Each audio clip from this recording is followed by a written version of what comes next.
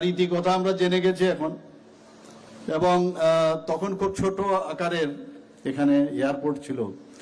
এক এক সময় ভাবি যে মানিক্য ডাইনেস্টি ত্রিপুরার যেভাবে ওনারা কাজ করে গেছেন ত্রিপুরার উন্নয়নের লক্ষ্যে, আগে কিন্তু তাদেরকে সেইভাবে তাদেরকে স্বীকৃতি দেওয়া হয়নি।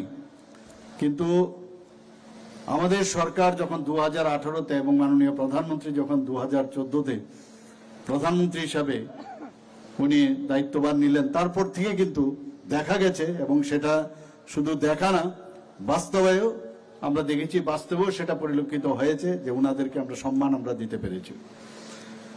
এখানে সেই সিঙ্গারবিল এয়ারপোর্ট ধীরে ধীরে যে এয়ারপোর্টের যে প্রগ্রেস আমাদের চোখের সামনে আমরা দেখতে পেয়েছি। এখানে অনেকের দাবি উঠছিল যে মাননীয় প্রধানমন্ত্রীজি যখন মহারাজা বীর বিক্রম কিশোর মানিক্য বাহাদুরের নামে এই এয়ারপোর্ট, যে পুরনো যে এয়ারপোর্ট, সেটা উনার নামে যখন উৎসর্গ করলেন, এবং পরবর্তী সময়ে যখন এই এয়ারপোর্ট উনার হাত ধরে উদ্ঘাটন হলো, তখন অনেক জায়গা থেকে দাবি এসেছিল যে ওখানে তো মর্মমূর্তি আছে, এখানে কেন মর্মমূর্তি নেই। তো এই নিয়ে অনেক কর্নার থেকে আমাদের উপর চাপ আসছিল।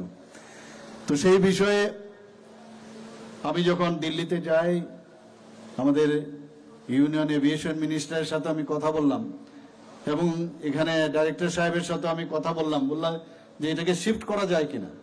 তো বললো এটা তো যেহেতু এটা ফাইবার গ্লাসের তৈরি, তো সেটা করতে গেলে এটা ভেঙে যাওয়ার চান্স আছে। তখন আমরা আমাদের ট্রান্সপোর্ট মিনিস্টার মহোদয়ের সাথে কথা বললাম যে আমাদের এটা করতেই হবে। তো সেই অনুসারে এখানে 35 লক্ষ টাকা ব্যয়ে আজকে এখানে ব্রোঞ্জের আগরতলার, খুব ভালো লেগেছে যে ভট্টাচার্য বাবুর হাত ধরে এত সুন্দর একটা মহারাজা বীর বিক্রম কিশোর মানিক্য বাহাদুরের মূর্তি এখানে স্থাপিত হলো। আমাদের ত্রিপুরাতে ট্যালেন্টের অভাব নেই। আমরা দেখেছি আগে এরকমও দেখতাম, আবার অনেকে আছে কিছু একটা বানাতে গিয়ে আবার অন্য কিছু বানিয়ে ফেলেছে, তারও ইতিহাস আমরা জানি। কিন্তু এখানে আমি বলবো যে সত্যিকারের অর্থেই মহারাজা বীর বিক্রম কিশোর মানিক্য বাহাদুরেরই উনি ঠিকভাবে মূর্তিটা বানিয়েছে। আসলে মাইন্ডসেটের উপর অনেক সময় ডিপেন্ড করে। তো সেই মাইন্ডসেট আমরা ঠিকভাবে পরিচালিত করবো কিনা, দিস ইজ ভেরি ইম্পর্টেন্ট।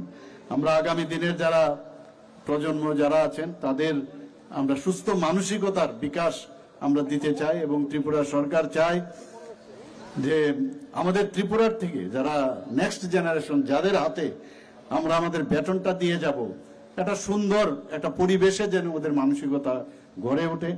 আমরা স্পোর্টসেই হোক, আজকে আমাদের এগ্রিকালচারেই হোক, ট্রান্সপোর্টের কথাই হোক, আমরা সমস্ত ডিপার্টমেন্টে, এগ্রিকালচারে হোক, সব দিকে আমরা কিন্তু মানে সর্বাঙ্গীন বিকাশের একটা আমরা চেষ্টা করছি। আমরা যখন আজ থেকে 70 দশকে আমরা ভাবতে পারিনি যে ত্রিপুরার airport would be the one of the best airport in northeastern region, even it may be more among other states.